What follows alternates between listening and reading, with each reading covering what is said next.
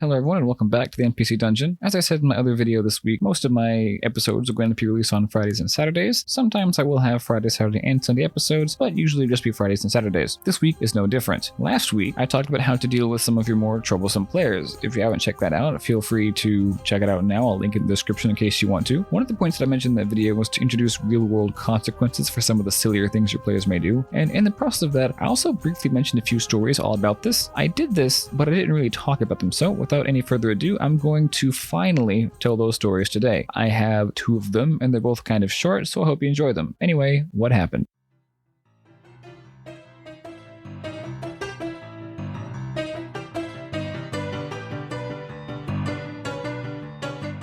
The first one starts off in a festival. It was the first day of spring, and a local village was celebrating the change of seasons and getting ready to send off three esteemed heroes after they began investigating the mysterious death of one of their small dwelling's most influential members. My players were then tasked with bringing a little girl, this esteemed individual's daughter, to the city to her godmother where she would be raised. They would travel there by train. It was a magic train, so it's fine, it's still fantasy-ish, but they had some time before the train arrived, so they decided to spend a little bit of time at the festival. They took the little girl with them in hopes of raising her spirits a little, and proceeded to try out all the games the place had to offer. There was even a fighting ring where a boxer accepted challengers for coin. It was surrounded by a circle of gamblers betting away their gold on this fighter or that, but one stood undefeated. My players wanted to say something about that, so they volunteered one by one, and one by one they came back with bruises, broken noses, and black eyes. Out of money and with deflated pride, they all came back, losing every one of their matches. Convinced that something was up, one of my players decided to scout around for answers. He didn't roll very well, so he ended up in a suspicious dark alley where a shady figure in a long coat said they had information in exchange for money. My player gave them all he had left, and the figure told him that the fighter was actually an assassin laying low here, readying for his next target. At this, the player in question leapt into action, jumping back into the festival and aiming an arrow at somebody who turned out to be a completely innocent man. Yep, the shady figure lied. Who would have guessed? He proceeded to attack the fighter, but wasn't long before the guards came around and had him arrested. I had the captain of the guard talk to him, giving him every chance he could and trying to even make a deal with him, but my player refused to budge, so he was arrested and had to make a new character. The other players didn't even bust him out. I still to this day have no idea why this player followed the advice of some shady figure in an alley and gave them all his gold, or why he just outright attacked the fighter, but it was interesting, that's for sure. And this player and I still laugh about this, so it's definitely a memorable one. And now for the next one. This one actually revolves around the infamous Harold Bigsby, because of course it does. This one actually takes place immediately after the last story I told in that series, the final story of Luna for now, took place as well. My players were in the middle of an abandoned city that had been overrun by nature and by a cult, apparently. They took refuge in a temple that was run by a small group of priests. Harold Bigsby, the rogue, figured they might have some cool magic artifacts here. He was right. He looked and looked, wandering off from the rest of the group until he found it. But what he didn't find was the alarm spell cast over the room. He downed an invisibility potion, I'm still not quite sure where he kept getting those from, and stuck around the guards at the door. He stole to the back of the room and began adorning himself with whatever he saw fit. But it wasn't long before the head priest and a cluster of guards rushed in and blocked him off. Harold, the crafty rogue that he was, still had a backup plan though. He bought some bombs off a shifty old woman earlier in the campaign. He ignited them and threw them in the center of the room. By now, the other players had showed up to watch the spectacle, and they watched in horror as the bomb fizzled out and did absolutely nothing. I don't know what it is with my players trusting 50 people, but it never ends well. Harold looked around with nowhere left to go. The priest offered him a way out. He said that he'd forgive him if he gave what he found, but Harold refused. The guards convened on him, and that was the last they ever saw of Harold Bigsby. And that's all for this week's story time. These stories ended up being kind of short, but I'm still really happy with how they turned out. Feel free to check out this week's other video. It's all about dealing with player randomness, and come back next weekend where I'll talk about planning for more open-ended and sandboxy kinds of games to game elements, what to do and what to avoid doing, and where I'll also talk more about the story of Brynwyn that I started a few weeks ago. And until next time, let's learn something.